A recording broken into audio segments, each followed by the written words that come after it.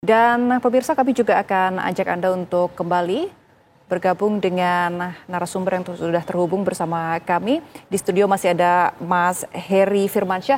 Mas Heri, tadi kan disampaikan juga ya sebelumnya oleh pihak kuasa hukum Saka Tatal bahwa ada sejumlah novum.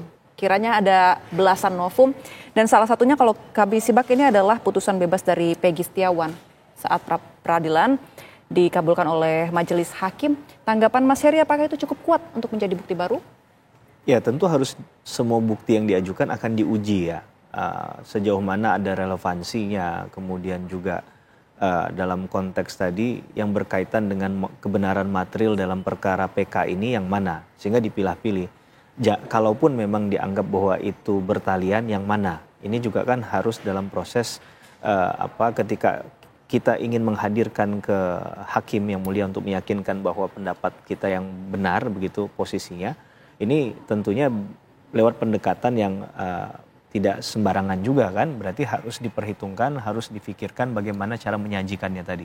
Kita punya bukti, tapi bukti itu tidak kemudian bisa berbicara sendiri, menjelaskan sendiri. Maka perlu ada narasi yang dibangun di sana, ada dalil-dalil yang dikemukakan, sehingga ini bisa ada logika hukum yang nyambung di sana. Nah, itu akan memudahkan hakim dalam kemudian menilai ya, apakah penyajian bukti tadi itu sudah sesuai atau tidak, kemudian berkorelasi sekali lagi relevansinya dengan perkara ini apa, sehingga tidak bicara tentang hanya kuantitasnya, bukan hanya bicara tentang bagaimana sebanyak-banyaknya menghadirkan bukti, tapi tentunya kualitas dari bukti itu sendiri coba untuk ditakar di internal pihak yang akan mengajukan terlebih dahulu, walaupun nanti bahasa untuk menakar dari bukti itu seperti apa dan bagaimana itu adalah bagian dari kewenangan hakim gitu. Baik, tapi kalau dari kacamata Mas Heri sendiri sebagai ahli hukum pidana, bagaimana relevansi antara PK yang akan diajukan oleh Saka Tatal ini dengan tadi salah satu novum yang diungkapkan oleh kuasa hukum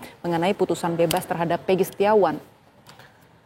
Kalau kita meyakini bahwa Peggy Setiawan tidak masuk dalam bagian mereka yang diproses hukum di tahun 2016, maka ini bisa berdiri sendiri nih.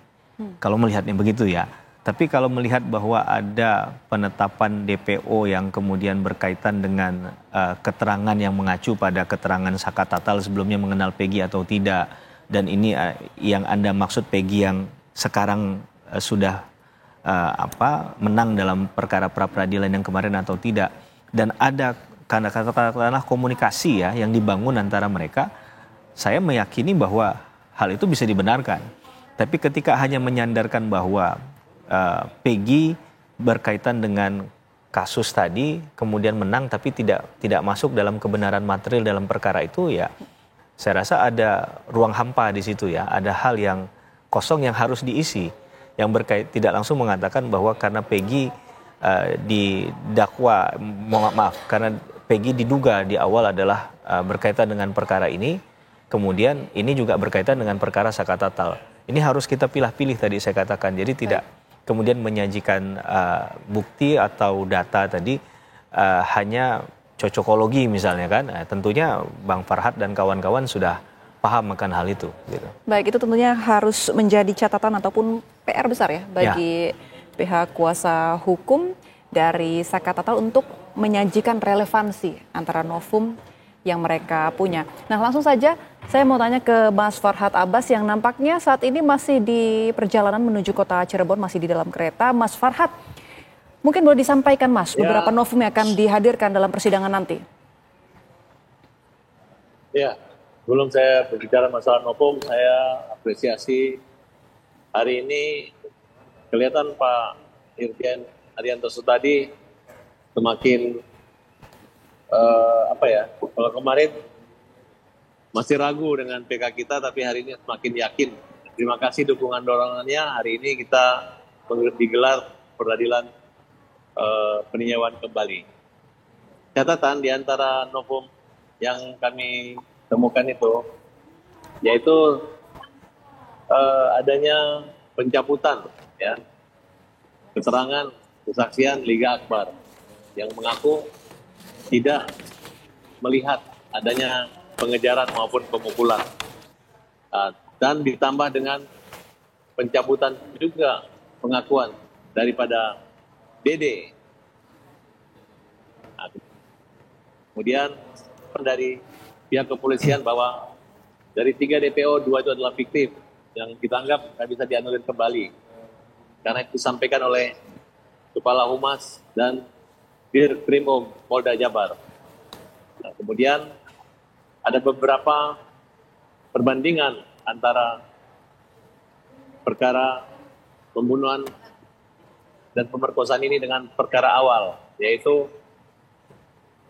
di mana perkara awal itu adalah olah TKP melalui kecelakaan lalu lintas. Nah, itu kita bisa membuktikan bahwa hampir semua luka yang ada itu sesuai dengan keterangan ahli forensik di Rumah Sakit Sunan Gunung Jati. Kemudian apa yang dikatakan oleh Rudiana bahwa motornya nggak rusak, nggak ada terjadi apa-apa, kita bisa membuktikan dengan temuan bukti baru bahwa ternyata motor itu memang rusak.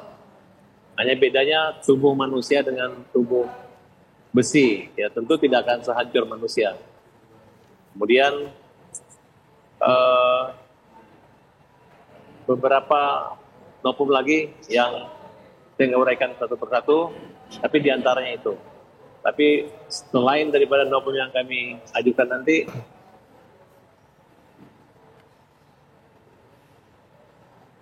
baik kondisi fisik ya tidak sesuai dengan apa yang di BAP awal daripada Rudiana yang bertentangan. Baik. Keterangan ahli forensik.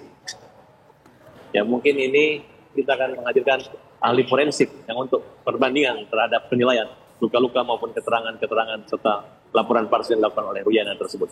Baik, Mas Farhad, selain ahli forensik mungkin ada lagi saksi-saksi lain ataupun ahli lain yang akan dihadirkan nanti bila diperlukan dalam persidangan? Ya, diantaranya saksi ahli hukum pidana, ahli hukum acara pidana, ahli hukum pidana anak, dan juga hadir ahli dari psikolog, diantaranya Pak Reja Indragiri. Baik, psikolog forensik. Sudah menyatakan ya, beliau juga menyatakan kesiapannya untuk menjadi saksi. Dan beberapa mantan pejabat kepolisian yang memiliki keahlian di bidang penyidikan, baik penyidikan serse maupun lalu lintas dan propam, sehingga kita dapat menguji kembali bahwa apa yang dilakukan oleh penyidik saat itu sebenarnya dapat dianulir jika ada niat baik daripada pihak Polri tanpa membiarkan atau melemparkan ini pada jaksa maupun hakim. Karena saat ini kita itu bukan Mas perang Farhad hari ini melawan jaksa, tapi ingin mengembalikan keadilan itu pada porsinya. Dan tidak boleh salah menghukum, karena salah menghukum juga dihukum.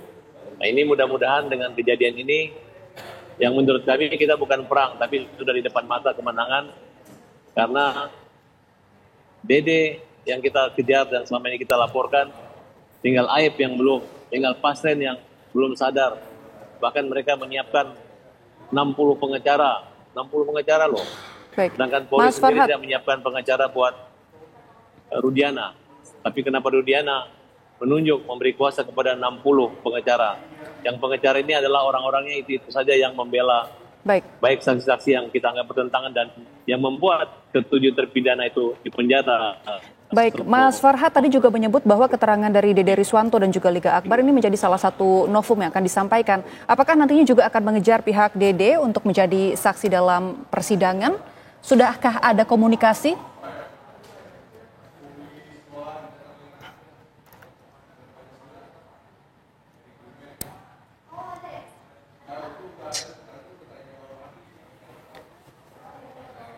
Baik, Mas Farhad, nampaknya kita mengalami kendala komunikasi. Untuk mencabut keterangan. Baik, saya mau menuju ke Pak Arianto Sutadi. Pak Arianto tadi sudah menyimak, Pak, beberapa ataupun poin-poin novum yang akan disampaikan oleh kuasa hukum Saka Tatal. Ya. Tanggapan Pak Arianto bagaimana, Pak? Ini ya, saya dari awal saya sampaikan ya, banyak sekali kejanggalan-kejanggalan yang disampaikan oleh kuasa hukum maupun oleh para saksi yang menyebut keterangan masing-masing itu. Nah, kejanggalan-kejanggalan itu kan menunjukkan bahwa kejadiannya sesungguhnya adalah bukan kejadian pembunuhan dan sebagainya, dan kemudian TKP-nya juga tidak di sana, dan kemudian sebab kematian daripada korban itu adalah bukan karena dibunuh tapi karena kecelakaan lintas dan sebagainya. Itu intinya kan gitu ya. Jadi novum yang diajukan sekarang ini berupa keterangan saksi ataupun bukti-bukti yang lain ya fisik gitu. Itu menunjukkan bahwa itu peristiwanya nggak seperti yang diputuskan oleh hakim. Jadi apa yang disampaikan di sini itu adalah suatu koreksi menurut saya sih ya. Bukan hanya sekedar menunjukkan novum bahwa ini kalau novum ini dulu ada pasti hakim tidak mau memutus. Tapi juga sasarannya adalah bahwa inilah dengan bukti-bukti yang seperti ini jelaskan bahwa hakim salah memutuskan kira-kira gitu. Ini pemahaman saya gitu ya. Baik, ini artinya jadi, menjadi ya, memang anunya gitu sasarannya untuk mengkoreksi putusan yang dulu itu hanya dengan PK itu. Dan kemudian syaratnya adalah ada 3 kan. Kalau nggak novum ya putusan pertentangan dan kemudian hakim secara jelas khilaf. Nah ini 2 yang diajukan, novum maupun untuk menunjukkan bahwa hakim itu khilaf. Itu sementara ya saya gitu. Tapi terima kasih dari Pak Farhad ya.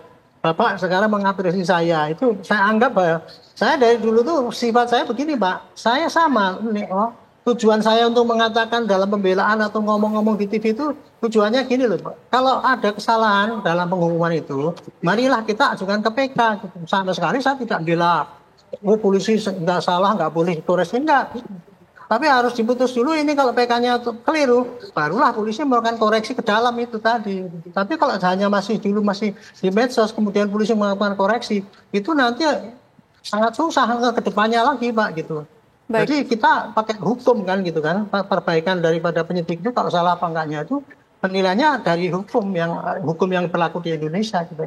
Itu gitu jadi. Baik. Terima kasih kalau diapresiasi saya sekarang dianggap sangat baik gitu. Bukan itu Pak. Saya ya dari dulu saya memang sifatnya begini Pak gitu, menyampaikan carilah kebenaran tapi dengan cara yang benar, itulah intinya gitu. Terima kasih.